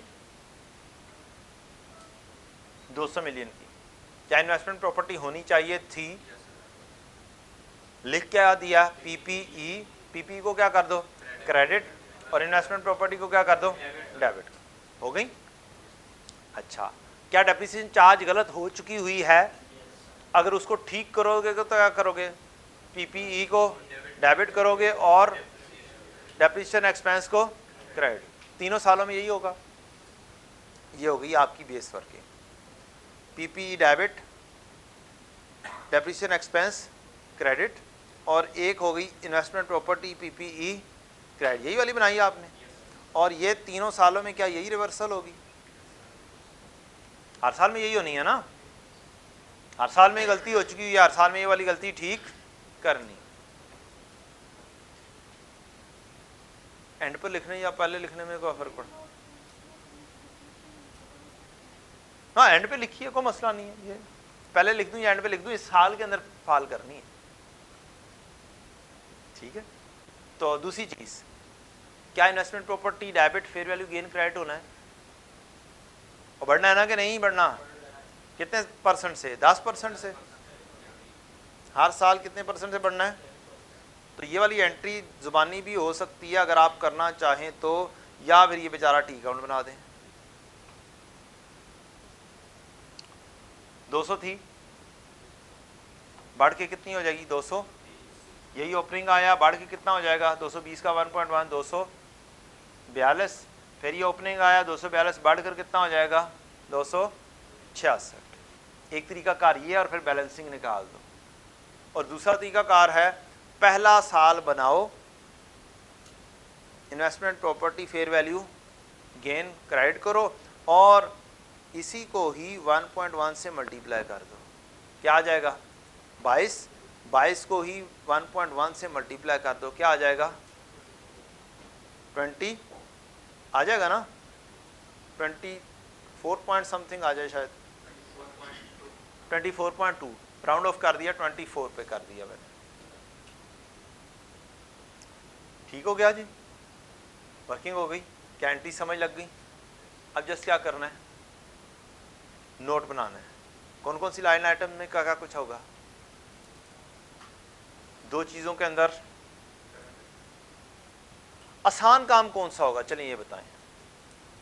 नोट बनाना है और दूसरा काम क्या करना है, statement of changes in equity, क्या रिटेन्ड अर्निंग वाला कॉलम बनाना है। बहुत आसान है, चेंज इन इक्विटी का रिटेन्ड अर्निंग का कॉलम वो सबसे आसान है। 3 मार्क्स बी पार्ट वो कर दें, कोई मसला नहीं है। ए पार्ट में ए पार्ट डिस्कस करने लगा हूं,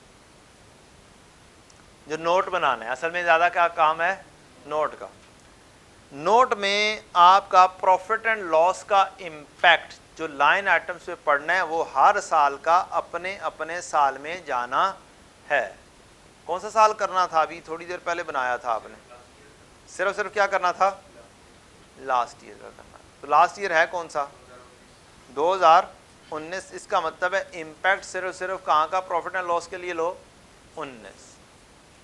कितनी line items profit and loss की इफेक्ट हो रही हैं। Number 1 depreciation, number 2 fair value gain, number 3 profit. Profit always होगा। 3 लाइन आइटम्स इफेक्ट हो रही हैं। नंबर 1 डेप्रीसिएशन, नंबर 2 कहां से पता चला, ये एंट्रीज लिखी हुई हैं। ठीक, लें जी, ये डेप्रीसिएशन कम हो रही है बढ़ रही है, डेप्रीसिएशन कम हो रही है और फेयर वैल्यू गेन बढ़ रहा है। और ओवरऑल प्रॉफिट कितना बढ़ेगा, दोनों को जमा करके क्रेडिट में क्रेडिट ऐड होता है। डेबिट एंड क्रेडिट में खेलना हमने। तो आप नोट बनाते हुए क्या कहेंगे, effect on line items, profit and loss का काम करोगे। आप लिख दोगे increase decrease in depreciation, fair value gain and profit. Depreciation decrease हो रही है, डिक्रीज लिख दो, फेयर वैल्यू गेन बढ़ रहा है, पॉजिटिव में लिख दो, और प्रॉफिट भी बढ़ रहा है 32 के साथ। इसकी प्रेजेंटेशन ऑब्वियसली मुख्तलिफ लोग मुख्तलिफ कर सकते हैं। ये होगी गई असल कहानी है स्टेटमेंट ऑफ फाइनेंशियल पोजीशन, जहां पर क्या कौन सा इफेक्ट आना है, क्यूमुलेटिव इफेक्ट आना है। इसका काम करना जरूरी है। कौन कौन सा साल करना है बेटा, यहाँ पे देखा था, डिसाइड किया था, लास्ट ईयर और सेकंड लास्ट ईयर, बस ये 2 सालों का इफेक्ट करना है, करंट ईयर का इफेक्ट नहीं। डन। अच्छा, अब last year and second last year, इसका तरीकाकार क्या होगा। इसका तरीकाकार ये होगा कि कौन कौन सी लाइन आइटम इफेक्ट हो रही हैं, आपने जर्नल एंट्री से देखनी। स्टेटमेंट ऑफ फाइनेंशियल पोजीशन की कौन कौन सी लाइन आइटम है, पीपीई और इन्वेस्टमेंट प्रॉपर्टी, तीसरी रिटेन्ड अर्निंग। 3 चीजें। पीपीई आपने सबसे पुराना साल लेना है, एक चीज को पिक करना है और उसको डील करना है। पीपीई को डील करना शुरू कर दें। पीपीई डेबिट हुआ, पीपीई क्रेडिट हुआ। पीपीई की नेचर डेबिट, आपने लिखा इंक्रीज डिक्रीज, आपने पीपीई की हेडिंग बनानी है, लास्ट ईयर लिखना है 2018 2019। 18 का इफेक्ट 10 प्लस माइनस 200। अब यही इम्पैक्ट फौरी तौर पर यहां पर भी लिख देना है, क्योंकि क्यूमुलेटिव इम्पैक्ट देना है। ये कौन सा इफेक्ट आ गया, 2018 का, 2019 में भी जाके इफेक्ट करेगा।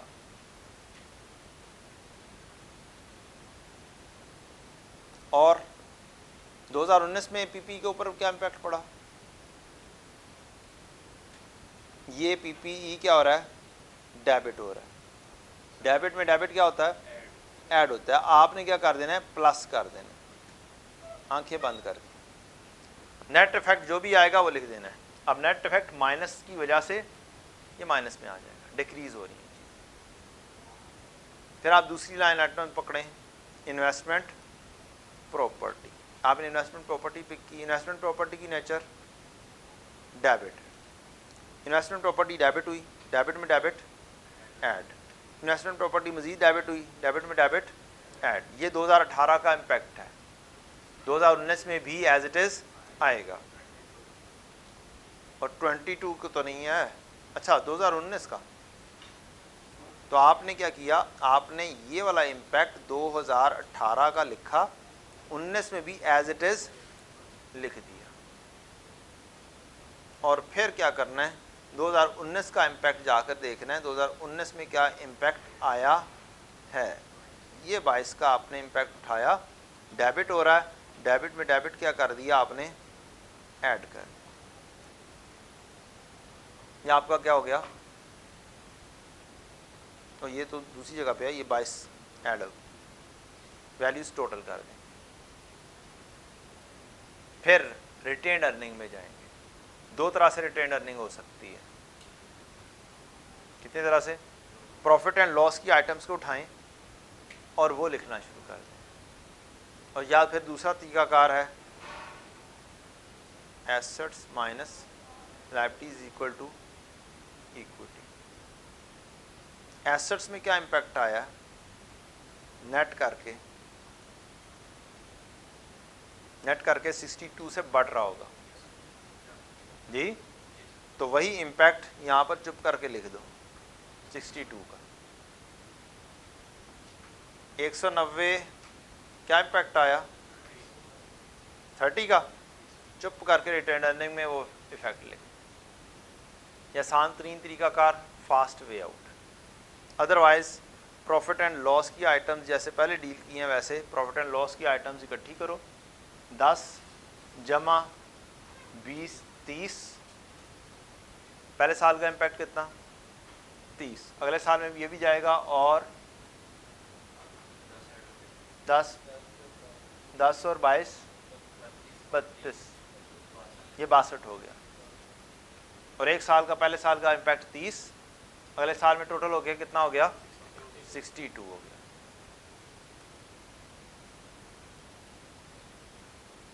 तो ये हो गया ये आपकी नोट की कहानी। और मेरे नज़दीक इस दफ़ा नोट आ जाना चाहिए, मेरा ख्याल है कोई, इसीलिए ये काम करवाया आपको दोबारा से एम्फेसाइज करके। रिटेन अर्निंग का कॉलम, बैलेंस 351 यहाँ से उठाएंगे, कितने गया 351, ये डिविडेंड में कोई चेंज नहीं, एज इट इज़ उठा लेंगे। प्रॉफिट में कोई चेंज है, प्रॉफिट में कोई चेंज है, 19 के प्रॉफिट में चेंज, पुराना प्रॉफिट कितना 68 में एडजस्टमेंट 19 के प्रॉफिट्स में कितनी हुई, 10 जमा 22, 19 का प्रॉफिट ठीक हो गया, कितना हो जाएगा 68 में जमा 10 जमा 100 हो जाएगा। ओ यस, आपने सही गैस किया। ये प्रायर ईयर का एरर कर देंगे, इसे रीस्टेटेड कर देंगे और डिविडेंड एज इट इज लिख देंगे, ये प्रॉफिट आपने लिख दी। फिर बैलेंस बनाएंगे, फिर टोटल कंप्रीहेंसिव इनकम में इस साल का प्रॉफिट उठाएंगे और इस साल का इम्पैक्ट उठाकर उसमें लिख देंगे 82 का है। इस साल का इम्पैक्ट कितना है, 10 जमा 24, कितना हो जाएगा, कितना था 82 में प्लस 10 प्लस 24, कितना हुआ 116। रिटेन अर्निंग का कॉलम 116 और कितना हो गया 582। तो यूँ आपका रिटेन अर्निंग का कॉलम भी बन जाएगा। एरर रह गया, एरर करेक्शन इंशाल्लाह फिर पेंडिंग कर लेते हैं हम। ESNPO कल का टारगेट सिर्फ क्या है, AS&PO तो टाइम मिल जाएगा हमें, कल टाइम हमें इंशाल्लाह मिल जाएगा। AS&PO के 2 सवाल, बड़े बड़े सवाल देखेंगे, 2 या 3 सवाल, और साथ क्या करेंगे, थोड़ा बहुत करेक्शन ऑफ एरर देख लेंगे, और अगर ज़रूरत हुई तो IS 8 को भी थोड़ा सा मज़ीद तड़का लगा लेंगे। पॉलिसी वाला, चलें जी, पॉलिसी वाला देख लूँगा मैं।